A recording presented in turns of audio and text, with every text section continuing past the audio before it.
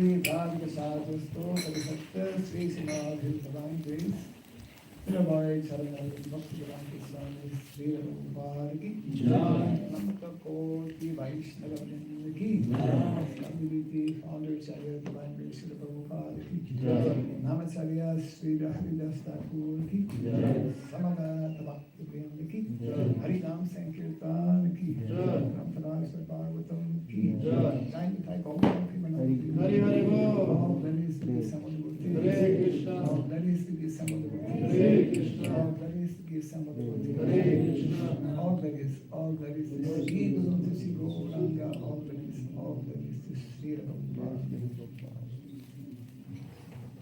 Om Agyanatirangasya Jananjanashalakaya Vatsudandritam Jena Tasmai Sri Gurave Namaha Sri Chaitanya Manobhistam Stapitam Jena Bhuttale Swayam Rupa Kadamayam Dadati Swatavantikam Vandeham Sri Guru Sri Juta Parakamalam Sri Gurun Vaisnavam Scha Sri Rupam Sagrajatam Sahagana Raghunatam Vitam Tvam Sajivam Bhagavata Sevaya Nityam Bhagavata Sevaya Bhagavati Uttama-shloke Bhagavati Uttama-shloke Bhaktir Bhavati Narsiki Bhaktir Bhavati Narsiki. By regularly hearing the Srimad Bhagavatam and by rendering service unto the pure devotee, all that is troublesome within our heart becomes destroyed practically to nil, and loving devotional service unto the Supreme Lord, who is praised with transcendental songs, becomes established as an irrevocable fact.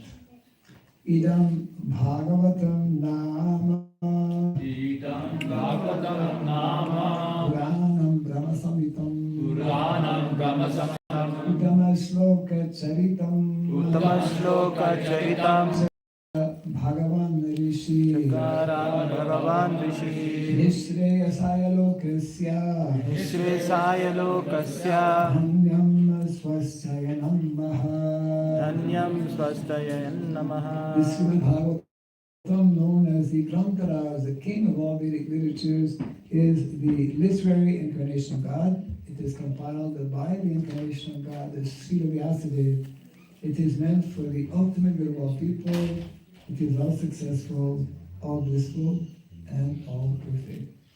Sri Krishna Chaitanya Sri Krishna Chaitanya Prabhu Nityananda Prabhu Nityananda Sri Advaita Gadadhar Sri Advaita Gadadhar Sri Vasadi Gaura Bhakta Vrinda Sri Vasadi Gaura Bhakta Vrinda. Hare Krishna Hare Krishna Hare Krishna Hare Krishna Krishna Krishna Hare Hare Krishna Krishna Hare Hare. Or we'll just have to give oral reception and attentively hear. We can use like modern technology, whoever has his phone. It seems like the verse is not written. So whoever has his phone can open database. You can write quickly in Google SB44 and what's the verse number? Yeah. 4:29. Otherwise, we follow the old traditional system of simply hearing attentively and repeating.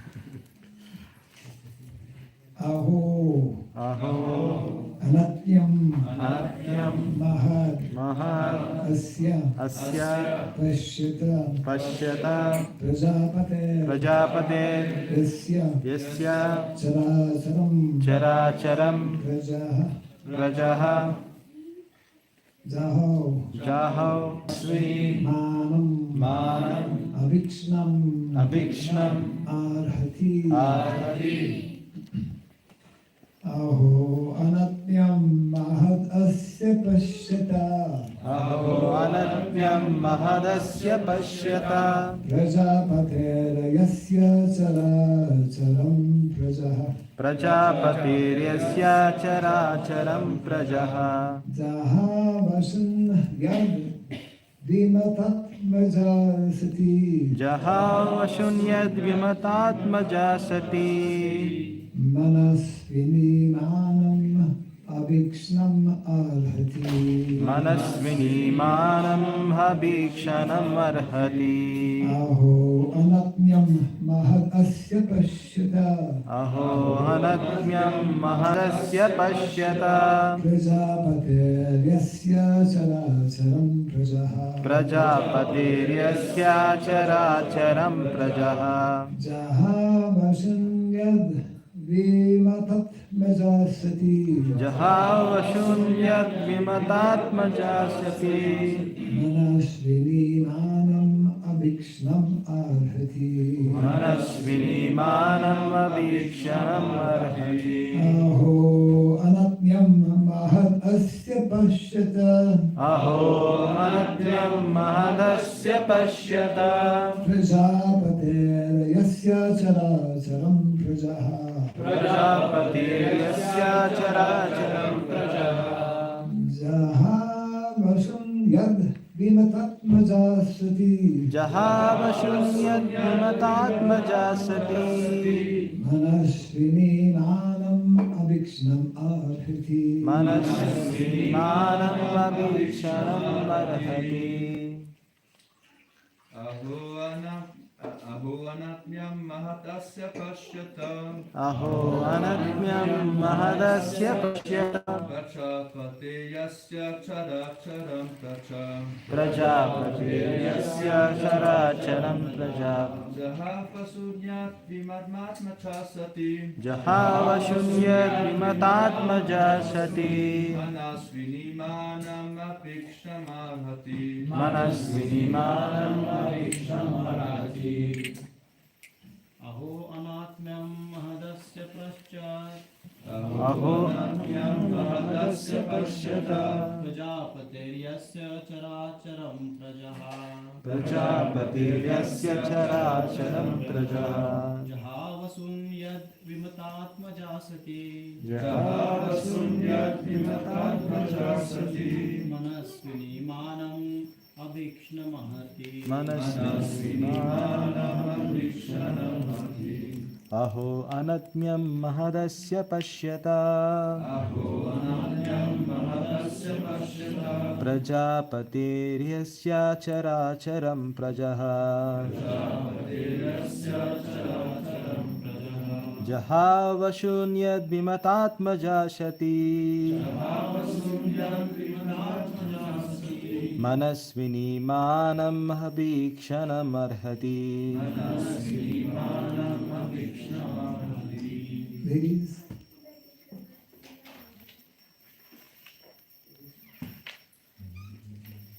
Okay. Aho. Oh. Anatmyam. Neglect. Neglect. Mahat. Great. Asya.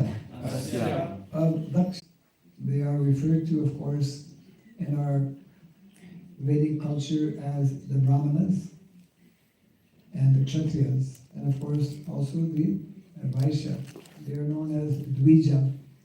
Dvija means twice born. So for the well-being of society, for the good governance of society, these three leaders need to be very, number one, Krishna conscious. They need to know the philosophy. And they need to know, for example, Brahmanas, especially, they're meant to be teachers. So they are meant to study so many different subject matters. And the Kshatriyas, like Daksha, are meant to be also very religious, and they are meant to know the art of administration, protection, administration, and welfare, providing for the needs of one's dependents. And actually the Vaishyas, they were meant to produce food. We have glimpses of in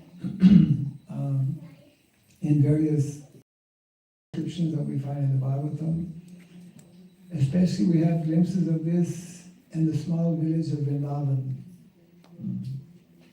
Actually, some of us are touring right now, just like some of you might be traveling and touring also.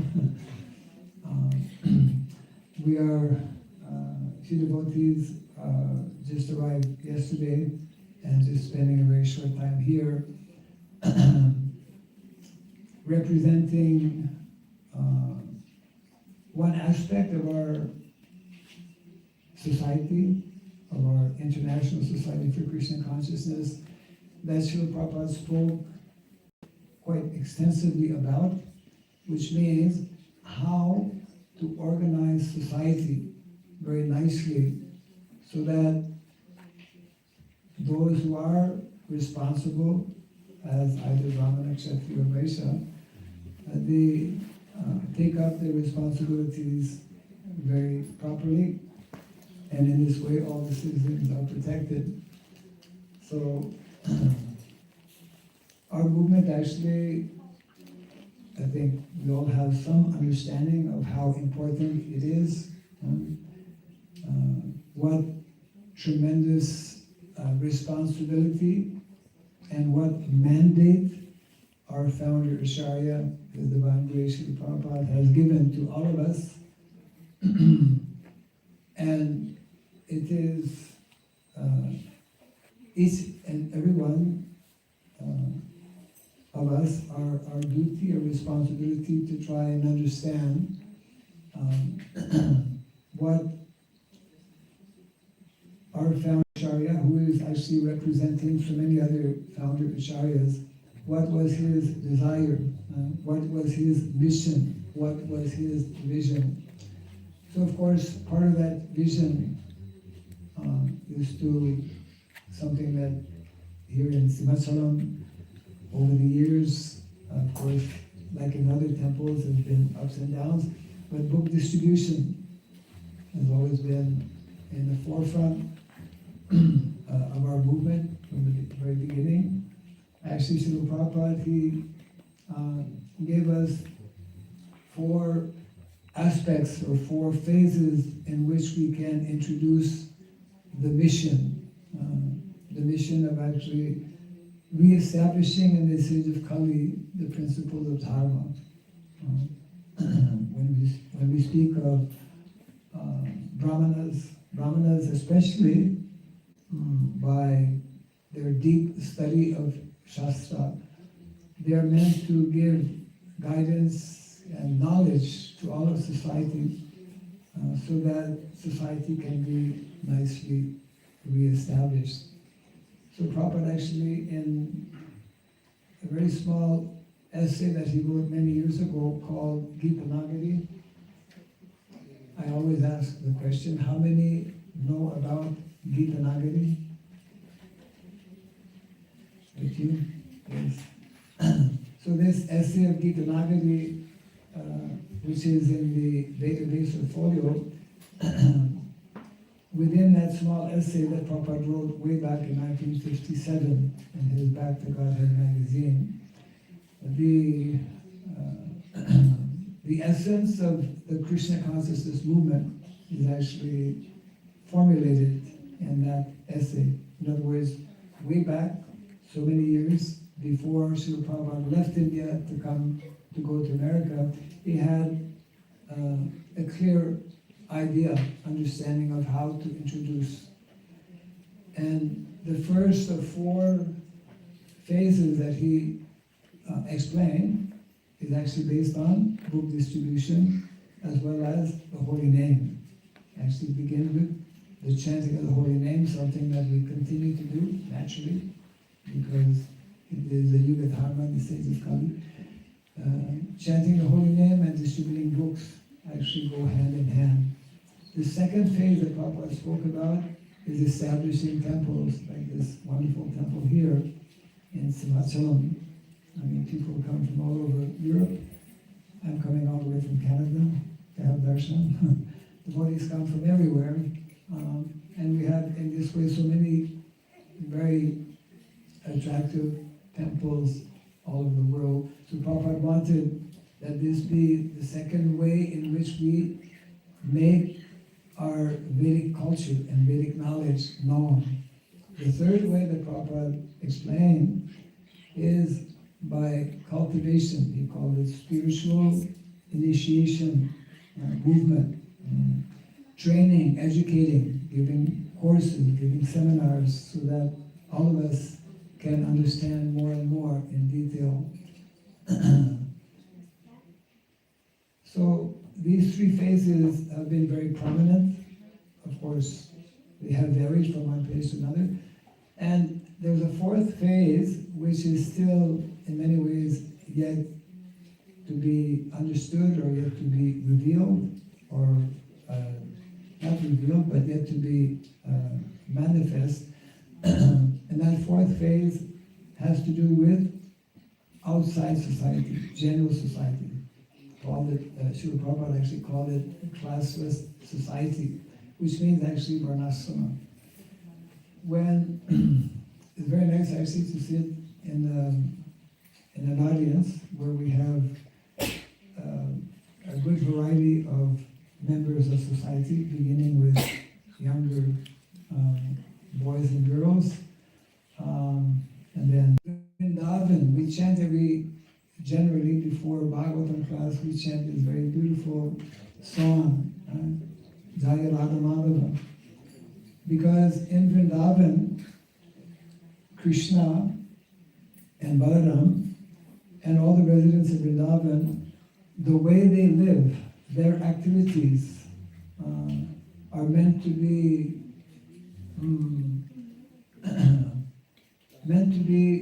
the ideal example, actually, for all of us in society. So in India, there is a national ministry that is especially focused on presenting this aspect of the movement, this fourth dimension, or fourth aspect of the movement. And actually, we have two devotees from that ministry who have come with me yesterday. One is sitting in the back here. Madhava Prabhu, can you raise your hand? Their first time to Simhachalam, along with Vasudam, rather. They're both connected with the ministry of Varnashrama in India. And we are touring actually in different countries to try and speak a little bit about how very, very important this fourth aspect or dimension, because it has to do with mothers and fathers and children and elders within society. And what is, in other words, what is the best way in which we can live so that we can advance nicely spiritually, because that is our primary objective. But simultaneously, what is the best way we can live so that we don't have to struggle so with so many difficulties to meet our basic necessities of life. Modern day society, I think everyone will agree, has become very complicated, very stressful. Everyone likes to come to the country, go away for some time. Everyone is looking forward for holidays in the summertime.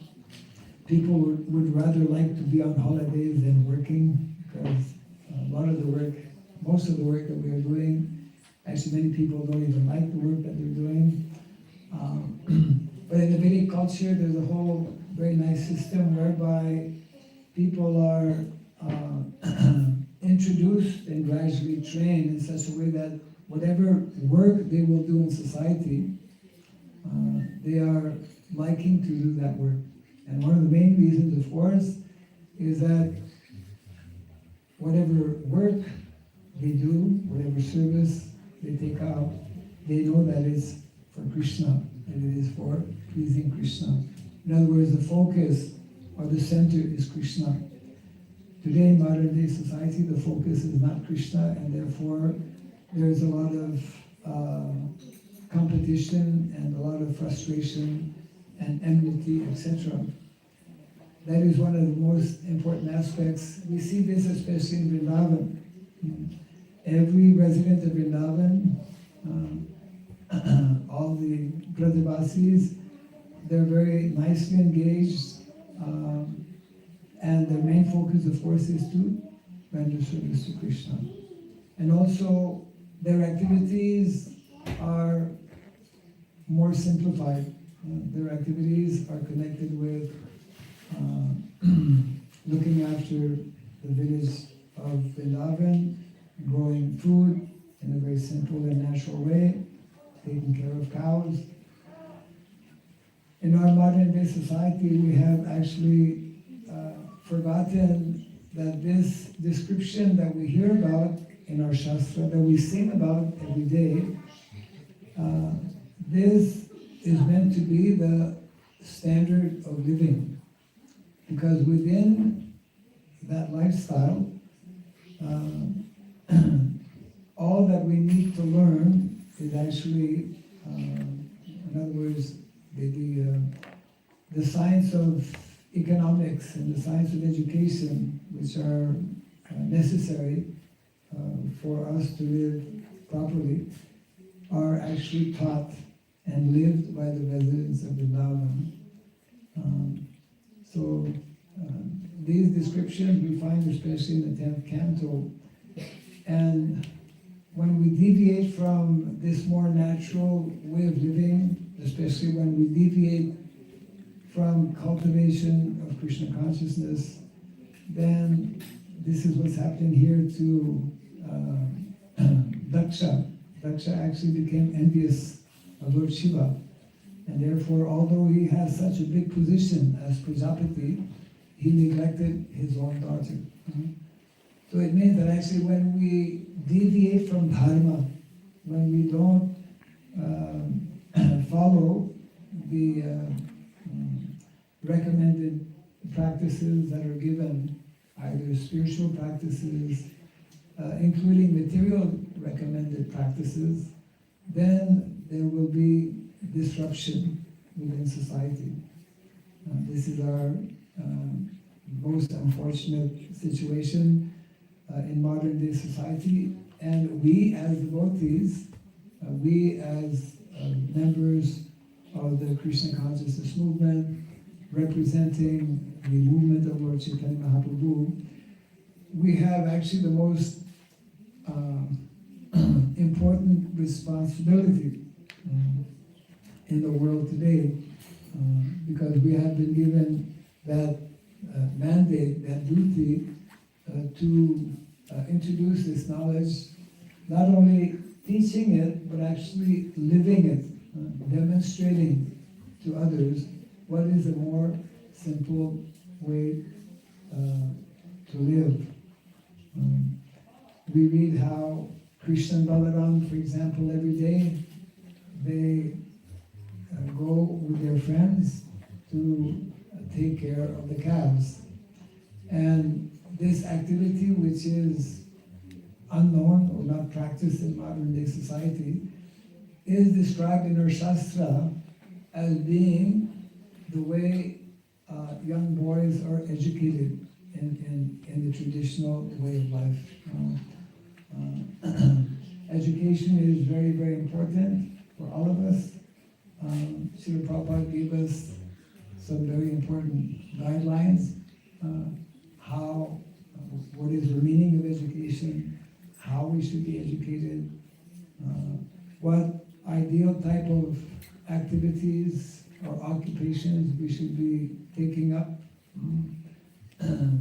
Most of us have forgotten that actually in the last few weeks, as we travel in different countries here in Europe, we see how not that long ago, main activity for many people actually was connected with agriculture. I was telling our devotees how a few years ago, maybe 2018, 2019, I was visiting Ukraine and interviewing some of our devotees, and some were mentioning how they spent many, many years in agriculture work, milking cows by hand at that time.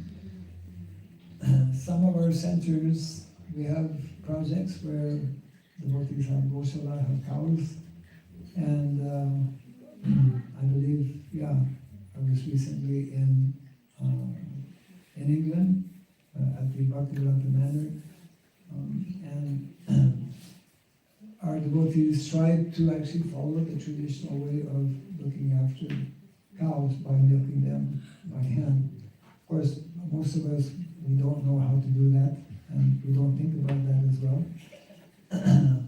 So the point being that Srila Prabhupada gave us many important instructions in that respect, and these instructions have been nicely summarized in one important book that I will be, I'm not sure if I left it last time when I was here. We have a number of books within the, connected with the Varnasrama mission, and we'll be having some on display possibly before we leave, after the class, if anyone is interested. So, Dharma is something that is essential for all of us. There is, Dharma means what is more natural and more simple for all of us. Our spiritual dharma is that we should be devotees of Krishna. We should learn to practice about devotional service, bhakti. And our material dharma is something that we need to learn, especially from Shastra, because to a large extent in modern day society, whether it is for men and women, to a large extent we have gone away from what is meant to be the more simple and natural activity or occupation. In other words, our Vedic literatures, beginning with Bhagavad Gita and Srimad Bhagavatam, they give us very nice information, very clear information, how we should live, what kind of profession we should be taking up, what type of education is more ideal, so that our mind will be more peaceful, and that we can be more happy in performing our different activities. So the topic is actually a very large topic, which involves many different subjects, but Srila Prabhupada was very clear and very much requesting that we give some attention to understanding how to redirect our modern day society. Srila Prabhupada said that one of the goals and objectives of our movement is to bring a complete overhaul within society and to get proper direction by following what is called the varnas and ashramas. It is not always an easy subject to discuss because it has so many different aspects, but it all has to do with how we can establish nice, wholesome relationships between ourselves. Here, for example, Daksha, he is breaking his relationship by cursing Lord Shiva, who is actually married to Sati. So he is breaking his relationship so much so that Sati will actually make a major decision to leave her body. So Vedic culture means how to live in such a way that families can be united and establish proper relationship, how individuals in society can also take up work and occupation that is more according to their nature. And actually Vedic culture especially emphasizes how we should be more closely connected with Mother Nature. Mother Nature means the land, the trees, the animals, especially the cows. When we come to some of our centers where they have cows, this should remind us of the importance of cows and how previously in society, actually everyone, at least in places like India, even Indonesia, other countries where it is easier possibly to care for cows. Actually, not only in those countries, who was it? Somebody was telling that I think even in Switzerland, they have big houses, and you were mentioning how the bottom level is where cows reside, and people stay on the first floor. This was also that then you don't need so much heating. Right. Because the cows produce so much Natural heat, right? Yeah. Especially in countries where it is cold. Even in India, I always remember visiting a village where all of the homes, all of the houses, when you would enter, the cows were inside the house. You know, very few people have cows inside their house today. But that was the culture, because cows are very essential in the Vedic culture. Cows actually help us to understand more easily about Krishna, help us understand how to live, how to raise ourselves to the mode of goodness, because cows by nature are in the mode of goodness. So all of these aspects of what we call village life, because Vedic culture, as we see in the pastimes of Krishna and Bhagavatam and Vrindavan, is a simple life where the residents are taking up simple activities that are helping them to actually either come to the mode of goodness or rise above the mode of goodness. So this was very much the desire of Srila Prabhupada. We have a very great need in modern day society to, for us as devotees, to not only understand this, but actually to, Prabhupada wanted that we develop model communities where, just like in the last few days, I think, you have a 1 week festival for families and children. In the Vedic culture, just like we have a village in Indonesia, every day people are interacting with one another as families, and because they're all focused, that whole village, it's a small village, all focused on serving Krishna, they're all devotees. So the idea is that the more we can interact and live in communities of devotees, then all of us, whether we are mothers or fathers or children or adolescents, we will be more easily able to develop our Krishna consciousness. And so this is very essential part of how we should be living. And we find many such instructions actually in the Shastra.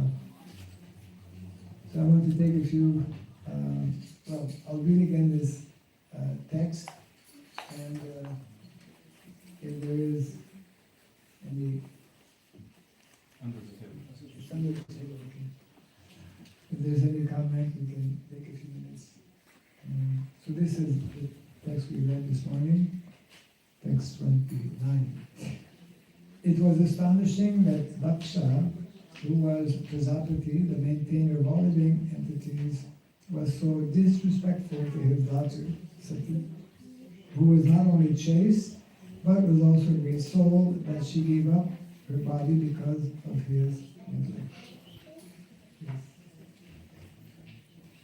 So anyone have any comment or question? Yes. Like also. Hare Krishna. Yes. Thank you, Maharaj, for the nice points. And I was wondering if there's like a guidelines or what do you call it, a policy, especially in ISKCON, regarding the definition of what is ahimsa. And most importantly, I would like to hear your opinion, which is mostly Shastra and Krishna, about like many societies are struggling with reducing milk. Yes. So that leaves us for many years without milk, and then due to, of course, lacking of manpower, determined devotees who are willing to give many years of their lives for this project. Yes.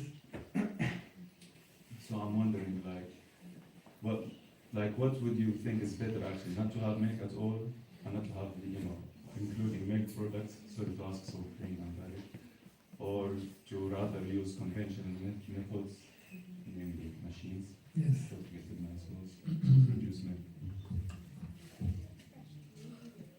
A very important question. Actually, I think most devotees may know that a few years ago, our leaders within the society, the GBC, passed a resolution encouraging all of our centers to introduce ahimsa milk in our temples, at least for the deities. It was supposed to be last year, actually 2022. So ahimsa milk, for those who may not know, ahimsa milk means milk from protected cows that will not be sent to slaughter. Ahimsa milk means even more than that, of course. It means that cows should be, cows and calves should live as it is enjoined in the Shastra. Calves should get sufficient milk from their mother in their early months after being born, and cows should be as much as possible allowed to graze, because that is their main function and activity. There are varying positions amongst various leaders within our society, amongst various devotees as well. Some have taken a strong stand that because of the cruelty, as we all know, and very heavy destructive exploitation in the dairy industry, it has become an industry. We call it dairy industry, which it should not be. Therefore, we know how so many people, a very large number of people in the world, have become vegan. Some of our devotees also take that position. And I would say to a large extent, it is a moral responsibility on the part of each individual, depending on how one is able to understand, number one, and according to one's situation. I know a number of my godbrothers and others as well who have taken a decision not to take commercial milk at all, nor to take any commercial milk products. Especially when you come to Switzerland, Swiss cheese is popular and very attractive. But we have to go by principles. And there are many devotees who don't take. We should know that commercial milk is not actually milk because of the way they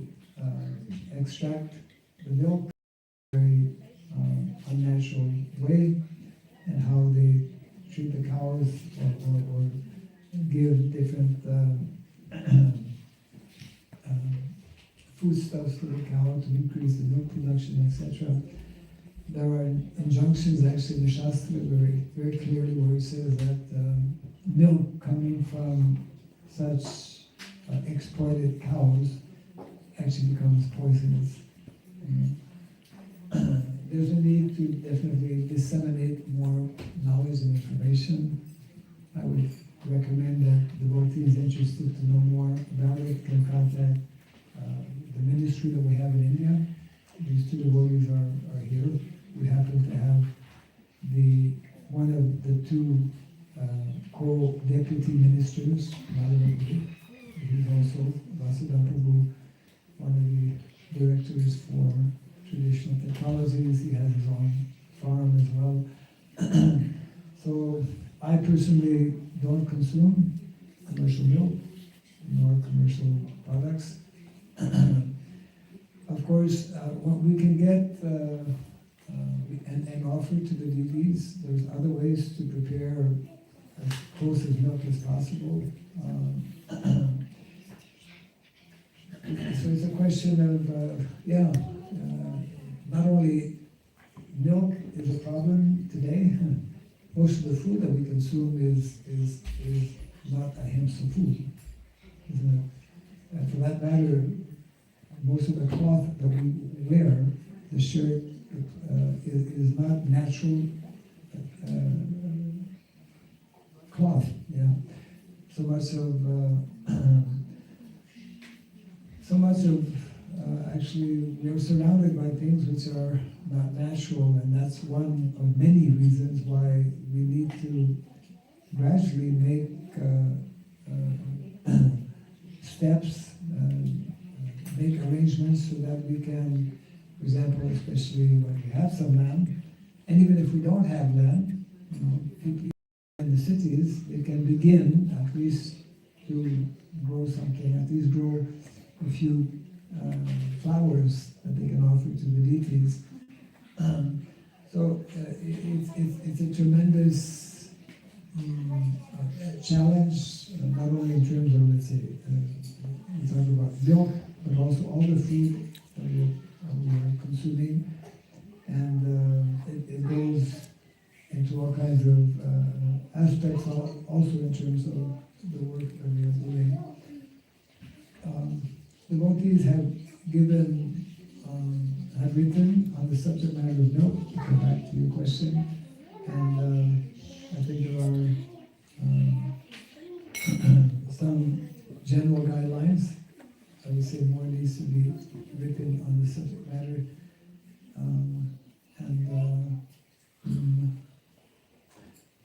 the more we are, let's say, in contact with people who have more knowledge and experience about this, then this can help us to kind of make decisions on our wherever we may be situated. Yeah. Anyone would like to add something from the ministry? Yeah, Mike. Just a small point that basically all of us live from the production of plants that come out from the soil and interaction, soil and seeds and sunlight and water, etc.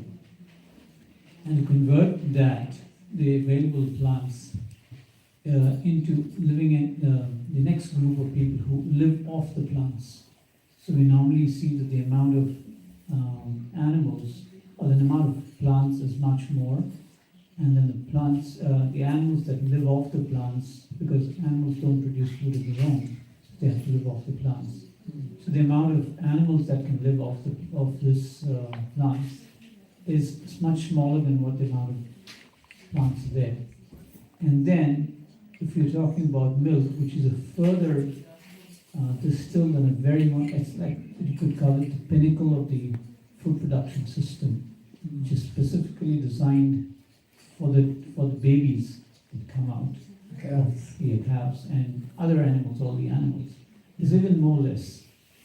So the conversion of energy from plants to animals, animals to milk, we lose a lot of energy on the way. So until unless the basic level of production of plants and on the land is not very high, the environment is not very good, then it's not going to be, it's going to be very difficult to produce milk, because it's a system of conversion, and in each system of conversion there is loss of energy, and there is going to be very little left at the end. So conversion normally from plants to animals, available food, is about 30%. And it even reduces very much more when it comes to the level of milk. So what you're saying is that there's no quick fix. Yes. Until now, the soil is, and the land that is producing, the environment that is producing the food, is not going to be very rich. The conversion rate is going to be very small. So your point is that we should especially focus on Soil. on soil and production. Then milk will automatically be easier and much more conversion is going to take place. Otherwise, it's not going to. You have to see the bricks levels in the Yeah. grass. That is most important. And if that helps me. Okay. It's an involved topic. Yes, someone has a comment or question. Sorry, just connecting to that, I'm curious to know how focusing on soil will reduce the violence against Gaumata. I mean, how these 2 points are connected, because I was not able to connect.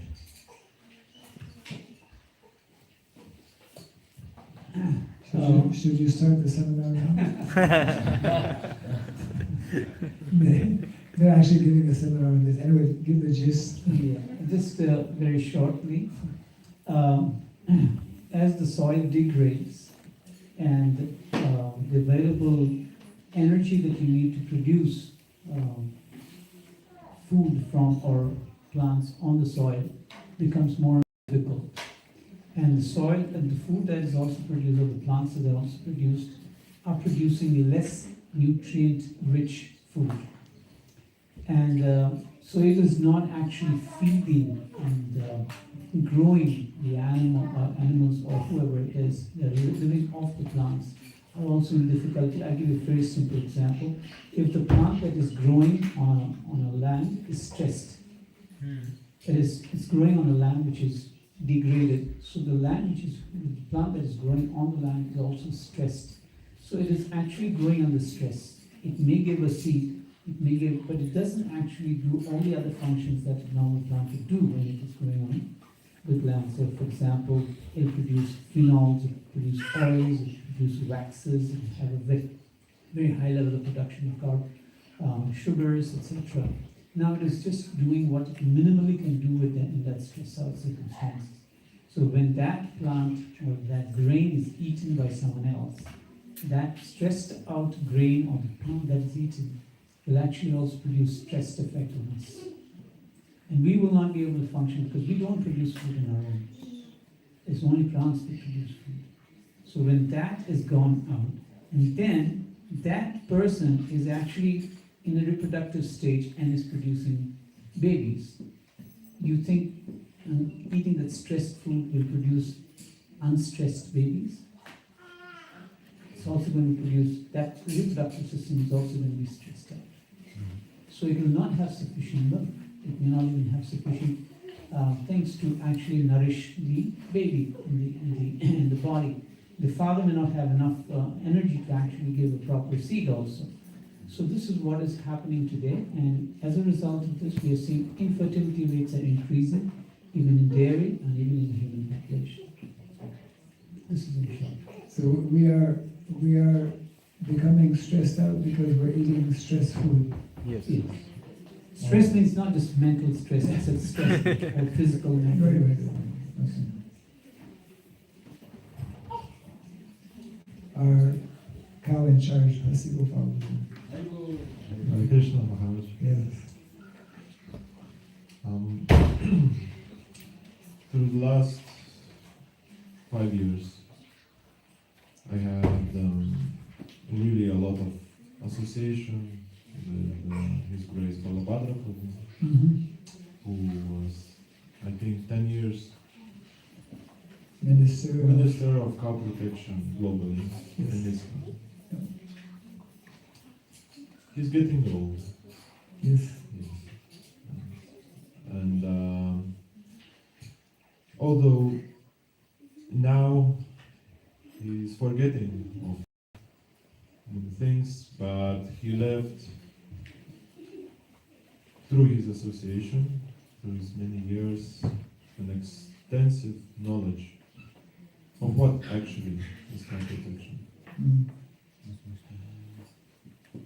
In the last part of the lecture and during the question time, I was hearing so much speaking about milk. But one of the things which Balabhadra Prabhu is explaining, and I think this is what the reason why we are living in the material world, because everything is upside down. And question of cow protection is also. Please correct me, Maharaj, but Balabhadra Prabhu is explaining that in the Vedic culture, when there is no tractor to buy in agricultural shop, When there is no, agricultural machines to Machine. buy, yeah, and there is no diesel, and there is no oil, there are no rubber from Malaysia, what people are doing, the first reason to breed the cow is to produce bulls. Because you have to produce food grains, you need transport. The second reason to impregnate the cow, to reproduce cow, is cow dung. You need it as fertilizer, and you need it as a fuel, and you need to clean your home. Because you are living in Vedic culture, the house has to be pure. The third reason, there is no drugstore or apotheke in German. So you need cow urine, because otherwise you cannot treat yourself. There are no chemical medicine to buy. And the fourth reason, which is actually not the reason, and no one thinks actually about it, is milk, because it's naturally there. Because you reproduce the breed of the cow because of the first three reasons. And whatever is there, you consume. So for me, it's this example is really, we can see how in the material world and in the modern day society, how everything is changed. The focus is changed, like upside down. And because of that, we have so many problems. Financial problems, even in the cow protection projects, where it's very often there is overbreeding. And there are old cows, which also need love, attention, and care even more than the healthy cows, but they don't receive that because there is not enough manpower and because the focus is milk. So, as you said, the more far away we are from the standard which is given in Srimad Bhagavatam and the standard which Srila Prabhupada has instructed us, the more problems we will have. And the problem is that at the end, who has to suffer the most? The mother cow and the father bull. Because the more the planning is done away from this Shastric point of view, there is more involved the mind, which may be in Tama, Raja, Sattva, Guna. And as we know in Bhagavad Gita, it is described there are four faults of a living being, human. So the more we far away from Shastra, the more faults are there. And of course, at the end, who has to suffer the most? Those who cannot say anything, and those who cannot go to cow protection minister and complain. So these are cows and bulls, which in the old age mostly need not just to be fed or cleaned, but they need love and care and attention that they can peacefully just go to the further destination. So just a comment. I don't know what you can say now. Yeah, good point. Good points. Any points? Yes. Definitely, Bhagavatam, for many of you who may not know, as mentioned, since many years, he was a young man when he got into, or he may even have a background of agriculture, I'm not sure, but since decades, he was very involved and still is actually in Florida, as I visited the farm that he has. That was before that he was in Vrindavan actually. And they have a website, him and his wife, Simhachalam, with all kinds of very important information, as you have nicely shared. Which means that actually, I would say the bottom line here is that all of us, at least some of us, and all of us to some extent, some more so than others, we need to educate ourselves more about this whole topic, which is, of course, cow protection, cow care, cow culture is actually the basis of the Vedic culture. You cannot speak about Vedic villages or Vedic culture without Mother Cow and Father Bull. And we are so far removed from the Vedic culture, therefore we have completely distanced ourselves from cows and bulls, and we have the powerful condition in which we find ourselves. That is one of the many reasons why Srila Prabhupada wanted that we make an effort to reestablish communities where the center is actually our relationship with the land and our relationship with cows and bulls, and reinstating, reintroducing, reviving what is meant to be the more natural and sustainable way to live, which in turn will more easily help us to advance spiritually. There's a direct connection with both of them. Thank you for sharing that. Yeah. Yes. Hare Krishna. I may not be convinced of what I'm going to say. I'm just trying to take the how to say this, the position of a materialistic, let's say, commenting on what Prabhu said. So the first three reasons to have a cow is, if you call it that way, to have a cow, is to have a bull to plow the field, and the second one is cow dung and urine. So why would I need a bull if I have a machine? Is one would say. Again, I'm materialistic. Or why would I need cow dung if I have different methods of heating fuel? Yes. Why would I need urine if I have a pharmacy which gives me specified and detailed medicine? So the fourth point that comes is, okay, I need milk because the first three primary points are not in my interest. I can get them in an easier way. I'm also thinking about what Madhava Prabhu said.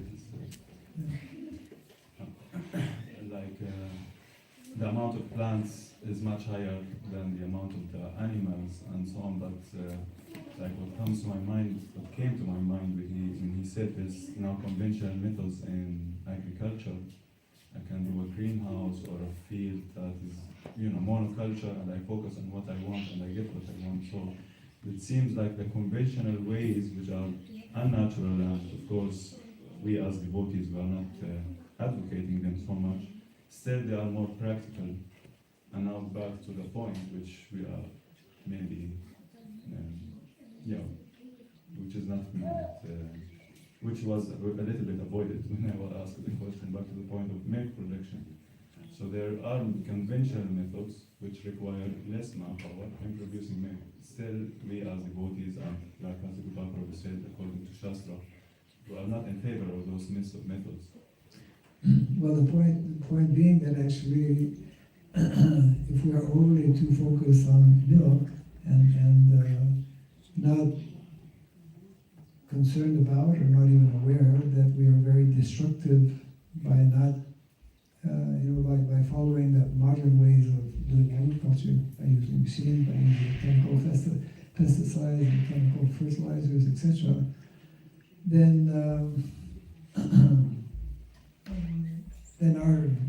it means, in Shastra, whatever we want to learn, first there needs to be a proper philosophical understanding of what is what.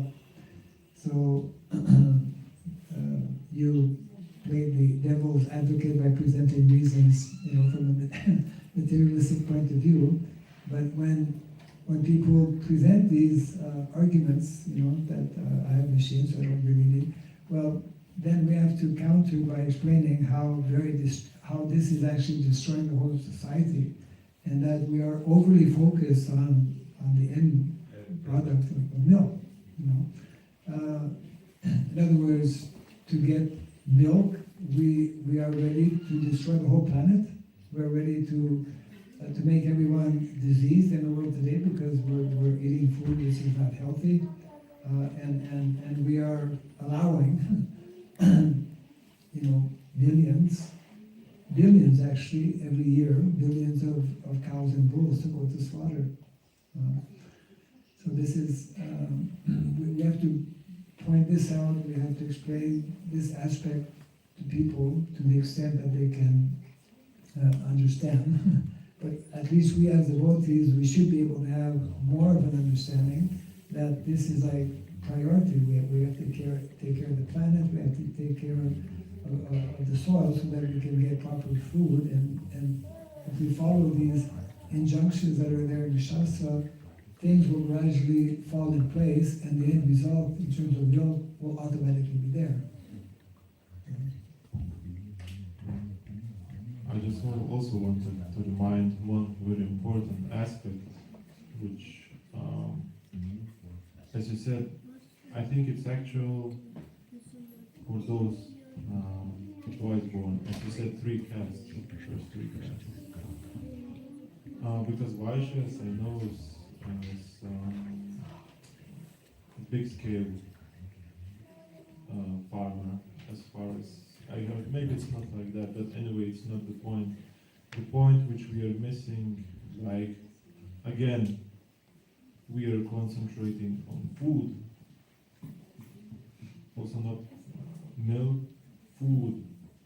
But what about Dharma? But what about religious principles and what, how, and the bull mean, which actually these things from Brahminical for Brahmana, and these 3 castes should be, I think, maybe the most important, or not. But I just want to say that there is this aspect which we don't hear so much. Yes, I mean, I was trying to explain briefly how, for example, when Krishna and Balaram went to Sandipani Muni Gurukula, right? When they left Vrindavan, then Vasudeva and Devaki, they wanted them to go to Gurukula. So it's described actually in the Bhagavatam, what, as Kshatriyas, Vasudeva and Devaki wanted them to get a Kshatriya education. And what did they first learn when they went to Gurukul? They didn't learn about Dhanurveda, which is the main Shastra for Kshatriyas.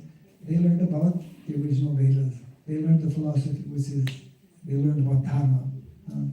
So unless, yes, that is the problem. Prabhupada explains, actually, that is the major problem about in the society. People are leaving aside Dharma, not actually understanding about Dharma. And it's a tremendous responsibility for us, actually, as devotees, to understand Dharma in its 2 levels. The spiritual aspect of Dharma, which has to do with, the soul and our activities in bhakti as eternal servants of Krishna.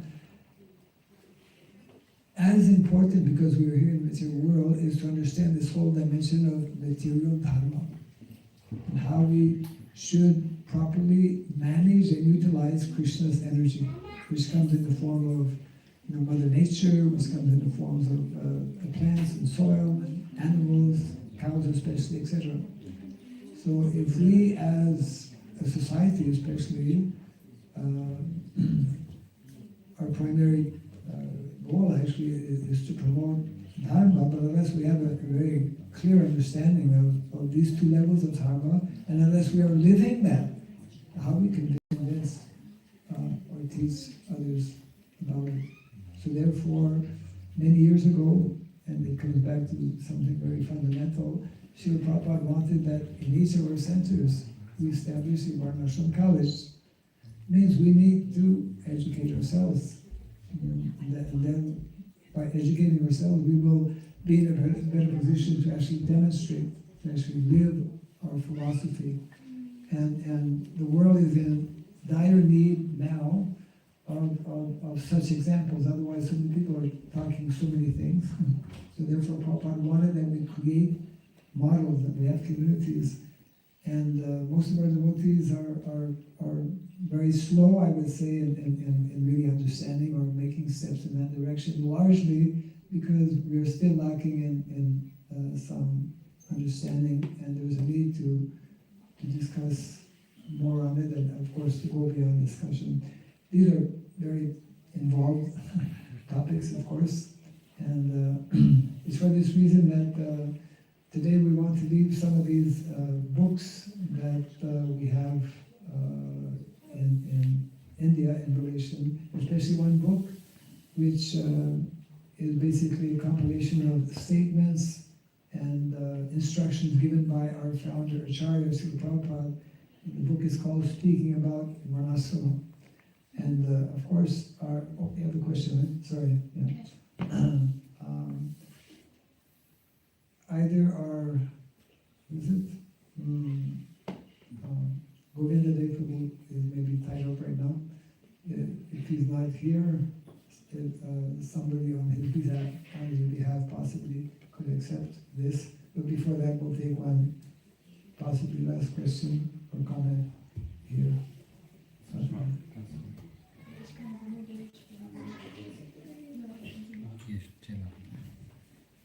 If anyone has to leave, kindly do so. I'll translate because the Mataji is Okay. speaking German. Ist okay?